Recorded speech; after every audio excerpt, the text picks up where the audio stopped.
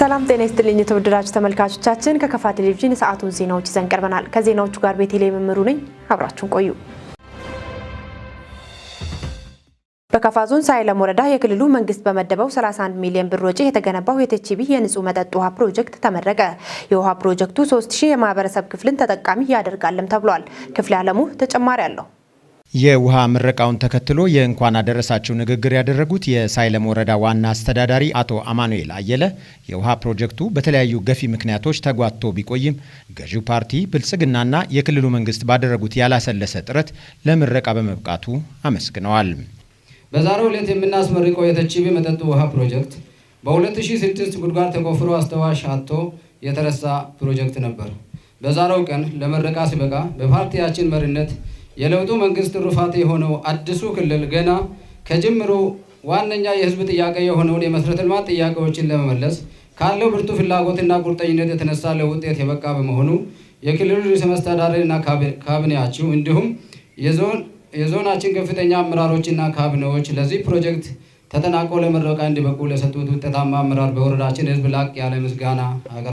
ዋና አስተዳዳሪው በተመሳሳይ ሁኔታ የአሁኑ ክልል ከመመስረቱ በፊት የጥልቅ ጉድጓድ ቁፋሯቸው ተጠናቆ ቀሪ ስራዎች ባለመሰራታቸው የተጓተቱ የውሃ ተቋማት በቀጣዩ ጊዜ መጠናቀቅ እንዲችሉም የክልሉን መንግስት ጠይቀዋል። በሌሎች የሁለት ገጠር ከተሞች የጥልቅ ጉድጓድ ውሃ ቁፋሮ የተደረገ ሲሆን የሽምጋ ቀበሌ መጠጥ ውሃ ፕሮጀክት 90% ስራው ተጠናቆ እና በቅርቡ የጉድጓድ ችግር ተቀርፎ ለምረቃ እንደሚበቃ ይጠበቃል። በምርኪ ቀበሌ በ2006 የጉድጓድ ስራ ተቆፍሮ አሁን የመጣንበት መግቢያ ላይ ያለችው ከተማ ከነዚህ ሁለቱ ውሃዎች ጋር በተመሳሳይ ዓመት 2006 ላይ ጉድጓድ ቁፋሮ የተቆፈረ ቢሆንም አሁን ሁለቱ የቴችቢው ለምረቃ በቅቶ የሽምጋውን በዚህ ልክ በተመሳሳይ በአጭር ጊዜ ውስጥ የሚመረቅ ስለሆነ የምርኪም ቀጣይ ዓመት ላይ ምላሽ እንደሚሰጥ ሙሉ ተስፋ አለን። የክልሉ መንግስት ክልሉ ከመመስረቱ በፊት ተጀምረው ሳይጠናቀቁ የቆዩ ፕሮጀክቶች እንዲጠናቀቁ እየሰራ ነው ያሉት ደግሞ የከፋ ዞን ዋና አስተዳዳሪ አቶ እንዳሻው ከበደ ናቸው። ዋና አስተዳዳሪው አሁንም እየተነሱ ያሉ ጥያቄዎች ምላሽ እንዲያገኙ እንሰራለን ካሉ በኋላ በቴችቢ የውሃ ፕሮጀክት ላይ አስተዋጽኦ ለነበራቸው አካላት ምስጋና አቅርበዋል። አሁንም የሚጠየቁ ጥያቄዎች ቢኖሩ በክልል የሚሰሩ አሉ፣ በዞን የጀመርናቸው አሉ። ቢያንስ በአመት ከ20 ሚሊዮን እስከ 30 ሚሊዮን መድበን የውሃ ግንባታዎችን ለማድረግ ጥረት እያደረግን ያለንበት ሁኔታ ነው ያለውና አጠቃላይ ህብረተሰባችን በዚህ መልኩ መሳተፍ ቢችል ከሆነ ክልሉ በጀመረው ድጋፍ እየቀጠለ ስላለ እነዚህን ጥያቄዎች እየመለስ የሚመጣውን ጊዜ በጥሩ ሁኔታ የምናሳልፍ መሆናችን ያው እርግጠኞች ነን ማለት ነው። የክልሉ ውሃ ማዕድንና ኢነርጂ ቢሮ ኃላፊው ኢንጂነር በየነ በላቸው የደቡብ ምዕራብ ኢትዮጵያ ህዝቦች ክልል ከመመስረቱ በፊት የክልሉ የውሃ ሽፋን ዝቅተኛ እንደነበር አንስተው አሁን ግን የክልሉ መንግስት ለንጹህ መጠጥ ውሃ ተደራሽነት በሰጠው ትኩረት የክልሉን የውሃ ሽፋን ማሳደግ መቻሉን ገልጸዋል። ክልሉ ሲመሰረት አጠቃላይ ክልላዊ የውሃ ሽፋኑ በጣም ኋላ የቀረ ነው። በክልል ደረጃ ስንወስድ ወደ 32.7% ነው የነበረው። ይህ ማለት በጣም ዝቅ ያለ የውሃ ሽፋን ነው።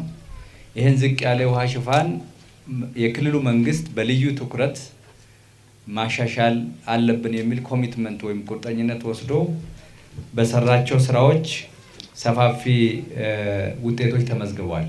ባለፉት 3 ዓመታት 271 የንጹህ መጠጥ ውሃ ፕሮጀክቶች መጠናቀቃቸውን የገለጹት ኢንጂነር በየነ በእነዚህም ከ450 ሺህ በላይ ህዝብ ተጠቃሚ ማድረግ ተችሏል ብለዋል። ኢንጂነር በየነ የክልሉ የውሃ ሽፋን በእነዚህ ፕሮጀክቶች አማካኝነት ከነበረበት 32.7 በመቶ ወደ 43.7 በመቶ ማደጉንም ገልጸዋል። የቢሮ ኃላፊው አሁንም በግንባታ ላይ ያሉ ቁጥራቸው ከ20 የዘለለ ፕሮጀክቶች መኖራቸውንም ጠቁመዋል። በአጠቃላይ ዛሬ ያስመረቅነው የቴችቢ መጠጥ ውሃ ፕሮጀክት አንድ የውሃ ጉድጓድ ቁፋሮ ስራ ተከናውኗል። በዚህ 21 ሊትር ፐር ሰከንድ የሚሆን ውሃን የተገኘው 1100 ሜትር ኪዩብ በኮንክሪት የተሰራ የውሃ ማጠራቀሚያ ታንከር 1.2 ኪሎ ሜትር የዋና ግፊት መስመር ዝርጋታ መስመር ፓይፕ አቅርቦትና ዝርጋታ ተከናውኗል። 7.4 ኪሎ ሜትር የሚሆን የማሰራጫ መስመር ዝርጋታ ተሰርቷል። የፓምፕ እና ጄኔሬተር የማቅረብ የመትከል ስራዎች ተሰርተዋል። ሌሎች ለትምህርት ቤቶችም ጭምር ቦኖ ማቅረብ ስራዎችን የጄኔሬተር ቤትና የመሳሰሉ ስራዎችን ያካተተ ስራ ነው። በአጠቃላይ ይሄ ፕሮጀክት ወደ 31 ሚሊዮን ብር የሚያወጣ በጀት ተበጅቶ ነው ስራዎቹ የተሰሩት። ከ3000 ህዝብ በላይ ተጠቃሚ የሚያደርግ የውሃ ፕሮጀክት። የንጹህ መጠጥ ውሃ ፕሮጀክቱን መርቀው የከፈቱት የደቡብ ምዕራብ ኢትዮጵያ ህዝቦች ክልል መንግስት ርዕሰ መስተዳድር ዶክተር ኢንጂነር ነጋሽ ዋጌሾ ናቸው። የጀመርናቸው ስራዎችን ጨርሰን ለህዝብ አገልግሎት እንዲሰጥ ማድረግ በመቻላችን የተሰማኝን ደስታ እዚሁ አጋጣሚ እየገለጽኩ የዚህ ንጹህ መጠጥ ውሃና ሳኒቴሽን ፕሮጀክት ተጠቃሚ የማህበረሰብ አካላትም እንኳን ደስ ያላችሁ፣ እንኳን ደስ ያለን ማለት እወዳለሁ። የተቺቢ የንጹህ መጠጥ ውሃ ፕሮጀክት መንግስትና ፓርቲያቸው ብልጽግና ሰው ተኮር ለሆኑ ስራዎች ትኩረት ሰጥቶ እየሰራ ስለመሆኑ ማሳያ ነው ብለዋል ዶክተር ኢንጂነር ነጋሽ ዋጌሾ። ዛሬ እያስመረቅን ያለነው የንጹህ መጠጥ ውሃ ፕሮጀክት ምናልባት መንግስታችንና ፓርቲያችን ሰው ተኮር፣ ዜጋ ተኮር፣ ማህበረሰብ ተኮር በሆኑ ስራዎች ላይ ቅድሚያ ሰጥቶ እየሰራ ይገኛል። በዚህም ዋነኛ ትኩረቱ በተለይ ማህበራዊ ልማትን ሊያፋጥኑ የሚችሉ የትምህርት፣ የጤና፣ የንጹህ መጠጥ ውሃ መሰረተ ልማቶቹን በመዘርጋት ምናልባት ብዙ ጊዜ ከተሞች አካባቢ ትኩረት ሲደረግ የነበረውን ገጠሩንም ማህበረሰብ ማመጣጠን የሚችል የልማት ስራ መስራት አለብን ብለን በገጠሩ አካባቢ ላይ የጤና ተደራሽነት፣ የትምህርት ተደራሽነት፣ የንጹህ መጠጥ ውሃ አቅርቦትን ማሳለጥ ስራዎች ቅድሚያ ሰጥተን እየሰራ እንገኛለን። በወረዳው ለቀረቡ የህዝብ ጥያቄዎች ደረጃ በደረጃ ምላሽ እንሰጣለን ሲሉም ተናግረዋል ዶክተር ኢንጂነር ነጋሽ ዋጌሾ። የወረዳችን አስተዳዳሪ ያነሳቸውን አንዳንድ ጥያቄዎቹን በእኛ በኩልም መለስ ብለን ወስደን የምናግዛቸውን ለማገዝ እንደ ወትሮ ሁሉ ዝግጁ ነን። ቀሪውን የዞናችን ዋና አስተዳዳሪም አሉ፣ እሳቸውም ወስዶ በራሳቸው በኩል የሚያግዙት የሚፈጽሙት ይሆናል። ከዛ የተረፈ ደግሞ ዛሬ ያስመረቅነው መንገድ ምሳሌ ነው። እኛ ብዙ ገንዘብ አላወጣንም። ዛሬ ለምርቃት እናንተ ጠርታችሁ መተን እጅ አጨብጭበን አስመረቅን እንጂ በእናንተ በጀት፣ በእናንተ ልፋት፣ በእናንተ ድካም ይሄን ያክል ኪሎ ሜትር መንገድ ማስመረቅ ይችላችኋልና ይሄ ትብብራችሁ፣ ይሄ ድጋፋችሁ ነገ በሌላ ልማትም አካባቢዎችን በሚቀይረው ስራ ላይ ፊት ሊመጣ ይገባል፣ መቀጠል አለበት። እኛም ለማገዝ ዝግጁ ነን። ከተቺቢ ከተማ ነዋሪዎች መካከል ያነጋገርናቸው በውሃ ተቋሙ ምረቃ መደሰታቸውን ተናግረዋል። አሁን በፊት የሚታዩ ችግሮች ንጹህ ውሃ አቅርቦት የለም። እንደገና ለስራ የሚሆንም ውሃ ከሩቅ ቦታ ሄደን ነው የምናመጣ። ይህ ውሃ በመመረቁ ይህ ፕሮጀክት በመመረቁ በጣም ነው የላቀ ደስታ የሚሰማኝ። ሴቶችና ህጻናቶች በንጽህና ጉድለትና በመጠጥ አቅርቦት ችግር በጣም እየተቸገር ነበረ። አሁን ግን ዛሬ በመረቁ በጣም ደስተኛ ነን። በጣም ደስ ብሎናል። እንግዲህ ህዝባችንም በጣም ደስተኛ ነው። ለበርካታ ልማቶችም እንግዲህ ህዝባችን ሬዲ ነው። ለወደፊቱም ቢሆን ራሱ በመንግስት ጎን ተሰልፎ ብዙ ልማትን የሚጠቀም ልማት ጠያቂ እንግዲህ መንግስትን ብቻ የሚጠብቅ ሳይሆን ህዝባችን ደግሞ ብርቱ ነው። በራሱ ፍላጎት መንገድ የሚያወጣ ይሄ ውሃ ፕሮጀክት ሲበላሽ በራሱ የሚያስጠግን ሲቸገር ደግሞ መንግስትን የሚጠይቅ ህዝብ ስለሆነ ብዙ ደስታ ነው የተሰማኝ። የከተማ ትራንስፖርት ማሻሻያ መደረጉን የቦንጋ ከተማ አስተዳደር ትራንስፖርትና መንገድ ልማት ጽሕፈት ቤት አስታወቀ። ጽሕፈት ቤቱ ከትራፊክ ፖሊስ አባላትና ከስምሪት ባለሙያዎች ጋር የከተማ ውስጥ ትራንስፖርት ማሻሻያ ዙሪያ ውይይት አካሂዷል። ከከተማ አስተዳደሩ መንግስት ኮሚኒኬሽን የተገኘውን ዘገባ ምህረት ማሞት አቀርበዋለች። የውይይት መድረኩን የመሩት የቦንጋ ከተማ አስተዳደር ትራንስፖርትና መንገድ ልማት ጽሕፈት ቤት ኃላፊ አቶ ጸጋይ ሞላ የከተማ ውስጥ ትራንስፖርት ታሪፍ ማሻሻያ የተደረገው የነዳጅና የቤንዚን ዋጋ ጭማሪ ከተደረገበት በኋላ ለመጀመሪያ ጊዜ እንደሆነና ይህም በ1 ኪሎ ሜትር ቀደም ሲል 3 ብር ከነበረበት አሁን 4 ብር ከ50 ማሻሻያ መደረጉን አስረድቷል። የከተማ ውስጥ የትራንስፖርት አገልግሎት አሰጣጥ ችግር መፍታት ከሁሉም የሚጠበቅ ነው በማለት የተደረገው ማሻሻያ ከዛሬ ጀምሮ ተግባራዊ መደረግ አለበትም ብሏል። የታሪፍ የትርፍ መጫንና የትራፊክ ህጎችን ያለማክበር በተከታታይነት ችግሮችን ለመፍታት ከማህበረሰቡ ጋር ውይይት ቢደረግም ባጃጅ ላይ ያልተቀረፈ ችግር መሆኑን አንስተዋል። ታፔላና ታሪፍ ያለመለጠፍና መርሃ ግብር ያለመጠበቅ በአጠቃላይ የተፈለገው መስፈርት አሟልቶ ያለመገኘት ሌላኛው የከተማ ውስጥ በታክሲዎች ላይ የሚታይ ችግር መሆኑን ገልጸዋል። የውይይት መድረኩን በጋራ የመሩት የቦንጋ ከተማ አስተዳደር ፖሊስ ጽሕፈት ቤት የትራፊክ አደጋ መከላከያና ቁጥጥር ስራ አስተባባሪ ሳጅን ሽብሩ አበበ በበኩላቸው የትራንስፖርት ህገወጥ ተግባርን በባለቤትነት ስርዓት የማስያዝ ኃላፊነት የትራፊክ ፖሊስ መሆኑን ተረድተው ግዴታቸውን መወጣት አለባቸውም ብሏል። በባጃጅና በታክሲ ላይ የሚታዩ ህገወጥ የሆኑ ስራዎችን ማህበረሰቡ ከህግ አስከባሪዎች ጎን በመሆን ጥቆማ እንዲያደርሱ አሳስበዋል። ታክሲዎች ከምደባ ውጭ እየሆኑ ነው ያሉት ሳጅን ሽብሩም በሌሎች የትራንስፖርት አገልግሎት ሰጪ መኪናዎችን አቁመን የምናደርገውን ክትትልና ቁጥጥር ታክሲ ላይ ተግባራዊ መደረግ እንዳለበትም አሳስበዋል። ችግሮችን መቅረፍና ማሻሻያው ተግባራዊ እንዲሆን ማድረግ የኛ ጉዳይ ነው ያሉት የትራፊክ ፖሊስ አባላት የታሪፍ ማሻሻያው ወቅቱን እየጠበቀ የሚተገበር መሆን አለበትም ብሏል።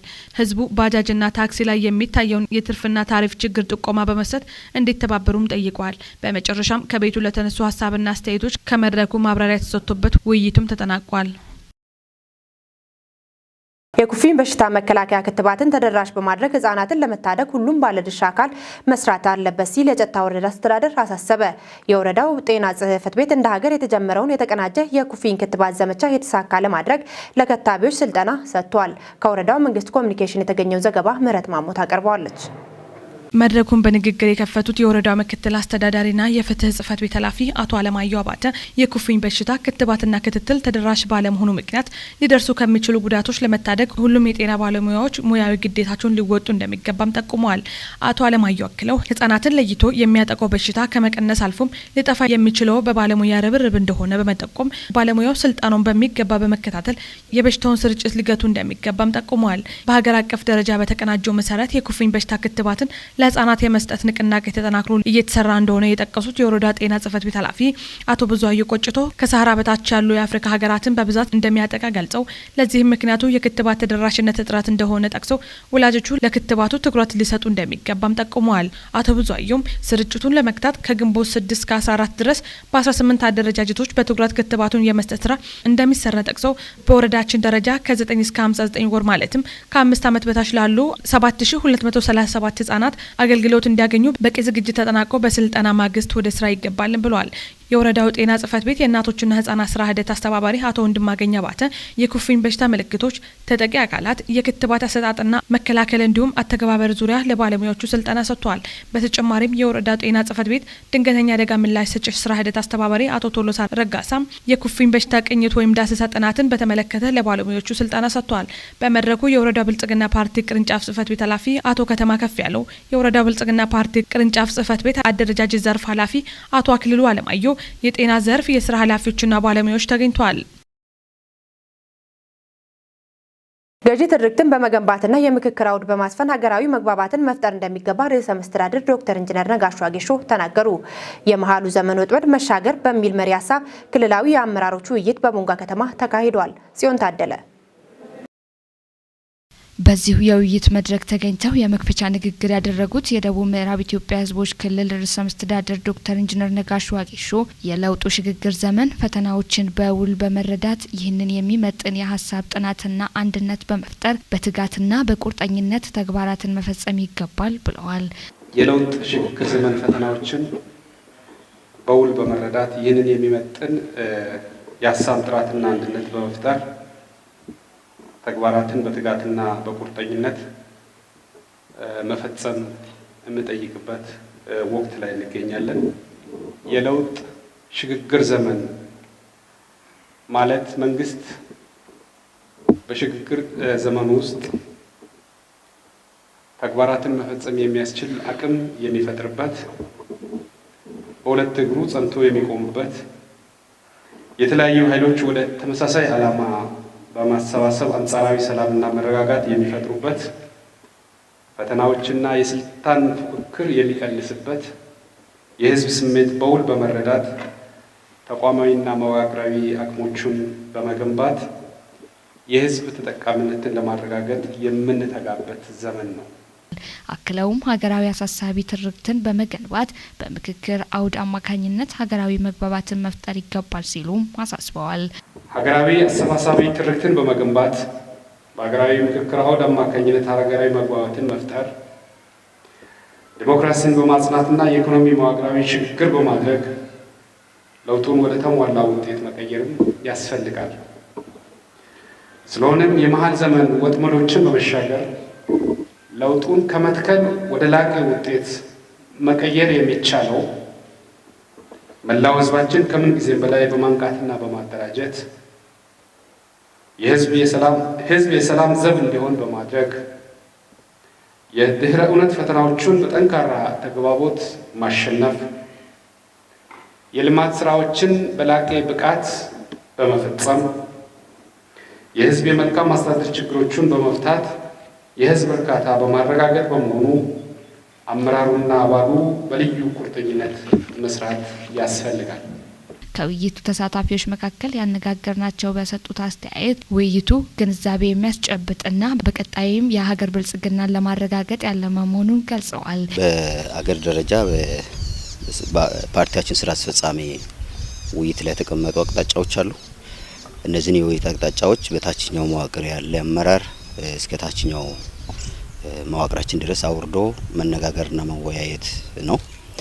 ይህም ያለፈ 7 ዓመት የፖለቲካ ሂደታችን ምን ይመስላል፣ ምን አይነት ሁኔታዎችን አሳልፈናል፣ ምን ጥንካሬዎች ነበሩ፣ ምን ጉድለቶች ነበሩ የሚለውን ሀሳብ ያነሳና በተለይ ጥልቅ የሆነ መረዳት እንዲኖረን ለወደፊት ለምንሰራቸው ስራዎች አሁናዊ የሀገራችንን የፖለቲካ ሁኔታ ለወደፊቱ ደግሞ የሚመጣውን ጉዳይ ታሳቢ ያደረገ ውይይት ነው ያደረግን ያለ ነው። መድረኩ የለውጥ ሽግግር ዘመን ፈተናዎችን አስመልክቶ ያው መንግስት በሁለት እግር እንዲቆም አቅጣጫ የሚያሳይና ህዝቡ ደግሞ እንዴት መሄድ እንዳለበት፣ ህዝቡን እንዴት አመራሩ መደገፍ እንዳለበት፣ ለቀጣይ ደግሞ ምን አይነት ዝግጁነት እንዲኖር የተደረገበት መድረክ እና የሚመጥን መድረክ ነው ብዬ ነው፣ ወቅታዊ መድረክ ነው ብዬ ነው ማስበው። የህዝቡን የልማት ጥያቄ እንዲሁም የመልካም አስተዳደር ጥያቄዎችን ከማሟላት አኳያ በፓርቲው የተከናወኑ ያሉ ተግባራትን ጠቅሰው ቀጣይነት ያለውን ለውጥና እድገት ለማስመዝገብ መጣር እንደሚገባ አመላክተዋል። በየቦታ የሚነሱ አንዳንድ ችግሮች አሉ። የአገልግሎት አሰጣጥ ችግር አለ። ህዝቡ ከመንግስት ማግኘት ያለበትን ነገር በቀጥታ ማግኘት ይፈልጋል። ለምሳሌ መንግስት ተቋሙ ላይ የሄደ ሰው ከመንግስት ተቋም ማግኘት ያለበትን አገልግሎት በነጻ ማግኘት ያለበትን አገልግሎት በነጻ ይፈልጋል። ስለዚህ ይሄን አንዳንድ ቦታ ላይ ሲታይ ህዝብን የሚያንገላቱ አካላት እንዳሉ፣ ለህዝብ ቶሎ ምላሽ የማይሰጡ አካላት እንዳሉ ይታያል። ይሄ ደግሞ ህዝብን ወደ ምሬት ሊከት ይችላልና እነዚህ ችግሮች መፍታት ያስፈልጋል። ለምሳሌ የኑሮ ውድነት ጫና ይታያል። እነዚህን የኑሮ ውድነት ጫና በጠንካራ አመራር ብቃት፣ በጠንካራ ህዝብ ተሳትፎ ውጤታማ ማድረግ ይቻላል። መቀነስ የሚቻልበት እድል አለ። ስለዚህ እነዚህ ነገሮች ማየት። ሌላው ደግሞ የተለያዩ ጽንፎች ናቸው። በተለይ በትርምስ ውስጥ የሚያተርፉ አካላት አሉ፣ በጦርነት ውስጥ የሚያተርፉ አካላት አሉ። ስለዚህ እነዚህ አካላት ደግሞ ሴራቸው ምንድነው? አካሄዳቸው ምንድነው? ለምንድን ነው የሴራን መንገድ እየተከተሉ ያሉት? ለሀገራችን በማሰብ ነው ወይስ ሀገራችን ላይ ችግር በመፍጠር የራሳቸው ትርፍ ለማግኘት ነው ብሎን በጥንቃቄ ማየት ላይ ትኩረት መደረግ አለበት ብሎ ነው እየተነሳ ያለው። የመልካም አስተዳደር ችግሮችን ለመቅረፍ ሁሉም ተቀናጅቶ አመራሩም ሆነ ማንኛውም የሚመለከተው ባለድርሻ አካላት የመልካም አስተዳደር ችግሮችን በየቦታው በመቅረፍ ለህዝቡ ጥሩ የሆነ አገልግሎት በመስጠት የህዝቡን ሮሮ በማዳመጥ ጥሩ አገልግሎት በመስጠትና ጥሩ ልማትን ጥሩ የሀገር እድገትን ለማምጣት ዝግጁነት እንዲኖረው ተቀናጅቶ እንዲሰራ የሚያደርግ መድረክ ነው የዛሬው መድረክ። በውይይት መድረኩ የክልሉ ርዕሰ መስተዳድር ዶክተር ኢንጂነር ነጋሽ ዋጌሾን ጨምሮ የክልል ከፍተኛ የስራ ኃላፊዎችና የየዞን አስተዳዳሪዎችና ባለድርሻ አካላት ተገኝተዋል። ወደ ስፖርት መረጃዎች ስናልፍ በዳውሮ ዞን ታርጫ ከተማ አዘጋጅነት ሲካሄድ የቆየው 3ኛው የክልል ክለቦች ሻምፒዮና የጊምቦ ዳድበን እግር ኳስ ቡድን የዋንጫ ባለቤት መሆኑን ተከትሎ የከፋ ዞን አስተዳደር፣ የዞኑ መንግስት ዋና ተጠሪና የጊምቦ ወረዳ አስተዳደር የእንኳን ደስ አላችሁ መልእክት አስተላልፈዋል። የጊምቦ ዳድበን የእግር ኳስ ቡድን ለሁለተኛ ጊዜ ዋንጫ ያነሳ ቡድን ሲሆን ያለፈውን ዓመት የጌሻ ወረዳ ማንሳቱም ይታወሳል። ዕለተ ማክሰኞ ግንቦት 5 2017 ዓ.ም ለቡድኑ በወረዳው የአቀባበል መርሃ ግብር እንደሚከናወን የተገለጸ ሲሆን ስፖርት ወዳዱ ማህበረሰብ በስፍራው ተገኝቶ እንዲሳተፍም ጥሪ አስተላልፈዋል። ፍጹም ተሾመ ተጨማሪ አለው። የወረዳው ዳዲበን እግር ኳስ ክለብ ያስመዘገበውን ድል ተከትሎ የጊምቦ ወረዳ አስተዳዳሪ አቶ ትብብሩ አሰፋ እንኳን ደስ ያላችሁ መልእክት አስተላልፈዋል። አስተዳዳሪው በመልእክታቸው እንደተናገሩት በአካባቢው በሚገኙ ስፖርተኞች ላይ ትኩረት ሰጥቶ በመስራት ውጤታማ መሆን እንደሚቻል በትላንትናው ዕለት ሻምፒዮን መሆን የቻለው የዳዲበን እግር ኳስ ክለብ ያስመዘገበው ድልም ማሳያ ነው ብለዋል። የዘንድሮ ውድድር ዘመን የጊምቦ ዳዲበን እግር ኳስ ክለብ በወረዳው ለሚገኙ ስፖርተኞች ቅድሚያ በመስጠት ይህ ድል መገኘቱ ለተተኪ ስፖርተኞች ተስፋ ሰጪ እንደሆነም መመልከት ችለናል ሲሉም ተናግረዋል። ክለቡ በ2015 ዓ.ም የክልል ሻምፒዮና አሸናፊ መሆኑ የሚታወስ ሲሆን በ2016 የውድድር ዘመን የዋንጫ ተፋላሚ በመሆን በጌሻ ወረዳ ወንድሞቹና በፍጹም ቅጣት ምት በመረታት የተነጠቀውን ዋንጫ በዘንድሮ ዓመት የራሱ ማድረግ ችሏልም ብለዋል። በዚህም በክልላችን በዘንድሮ ዓመት በተደረገው ጨዋታ ያለምንም ሽንፈት እና መረቡን ያለማስደፈር ጉዞ ከማጠናቀቅም በተጨማሪ ለሁለተኛ ጊዜ ዋንጫ ያነሳ ብቸኛ ክለብ መሆን ችሏልም ብለዋል። የጊምቦ ዳዲበን እግር ኳስ ክለብ ውጤት እንዲያስመዘግብ በየፊናቸው ድጋፍ ያደረጉ አካላትን ከልብ አመሰግናለሁ ያሉት ዋና አስተዳዳሪው የወረዳው ማህበረሰብና የክለቡ ደጋፊዎች ግንቦት 5 2017 ዓ.ም ከቀኑ 5 ሰዓት ጀምሮ በኡፋ ከተማ ተገኝታችሁ ተጫዋቾችን እንድትቀበሉ በማለት ጥሪ አቅርበዋል። በተመሳሳይም የከፋ ዞን ዋና አስተዳዳሪ አቶ እንዳሻው ከበደ በዘንድሮ ክልል አቀፍ የስፖርት ሻምፒዮና የዋንጫ ያገኘውን የጊምቦ ዳዲበን ላስመዘገበው ድል ሁላችሁም እንኳን አደረሳችሁ ብለዋል። በዞናችን በየዓመቱ በዘርፉ የተመዘገበ ያለው ውጤትና እየተገኘ ያለው ድል አኩሪ ነው ያሉት የዞኑ ዋና አስተዳዳሪ ይህንን አጠናክሮ ለማስቀጠል መላው የከፋ ዞን ስፖርትን በመደገፍና ወደ ተሻለ ደረጃ ማድረስ እንዳለበትም ጠይቀዋል። የዞኑ መንግስትና ህዝብ ሁልጊዜም ከስፖርቱና ከስፖርተኞች ጎን እንደሆነም ዋና አስተዳዳሪው በመልእክታቸው ገልጸዋል። በመጨረሻም አቶ እንዳሻው ከበደ በእግር ኳሱ የተገኘው ድልና ውጤት ብሎም ወንድማማችነትና አብሮነት በሌሎች ዘርፎችን መድገም ያስፈልጋል በማለት አሳስበዋል። ዋና አስተዳዳሪው በድጋሚ የጊምቦ ዳዲበን ያመጣውን ዋንጫና እንዲሁም የቢጣ እግር ኳስ ቡድን ያስገኘውን ደረጃ አስመልክቶ ለተመዘገበው ድርብ ድል እንኳን ደስ አላችሁ ደስ አለን የሚልም ደስታ መግለጫቸውን አስተላልፈዋል። የከፋ ዞን ዋና የመንግስት ተጠሪና የብልጽግና ፓርቲ ቅርንጫፍ ጽህፈት ቤት ኃላፊ አቶ አጥናፉ ኃይሌም በበኩላቸው የክልል ክለቦች ሻምፒዮና የተገኘው ውጤት በማስመልከት እንኳን ደስ ያላችሁ መልእክት አስተላልፍ ዞናችን ወክለው ለተሳተፉ ቡድኖች በተገኘው ድል ለመላው የከፋ ህዝብና ስፖርት ቤተሰብ እንኳን ደስ ያላችሁ በማለት መልካም ምኞታቸውንም ገልጹ። በተርጫ ከተማ ሲካሄድ በቆየው በ2017 የክልል ክለቦች ሻምፒዮና ይህ ውጤት የቅንጅትና ተባብሮ የመስራት ማሳያ ነው ያሉት አቶ አጥናፉ ለመላው ከፋ ህዝብና ስፖርት ወዳድ ቤተሰብ በድጋሚ እንኳን ደስ ያላችሁ በማለት መልካም ምኞታቸውንና ደስታቸውንም ገልጸዋል። በስፖርቱ ዘርፍና በሌሎችም የተጀመሩ ስራዎች አንድነታችንን አጠናክረን እናስቀጥል ዘንድ እጠይቃለሁ ብለዋል። የጊምቦ ዳዲበን እግር ኳስ ክለብ የክልሉን ሻምፒዮና በመሆን የ2017 ውድድር ሲያጠናቅ ለሁለተኛ ጊዜ መሆኑንም ለማስታወስ እንወዳለን። ክቡራን ተመልካቾቻችን ለሰዓቱ ያዘጋጀንላችሁ ዜናዎች እስካሁን የተከታተላችሁትን ይመስል ነበር። ዜናዎቹን በመምራት ቤቴሌ መምሩ አብሬያችሁ ቆይታን አደረግኩ። ቀሪ የከፋ ቴሌቪዥን መሰናዶች ይቀጥላሉ። ሰላም ቆዩልን።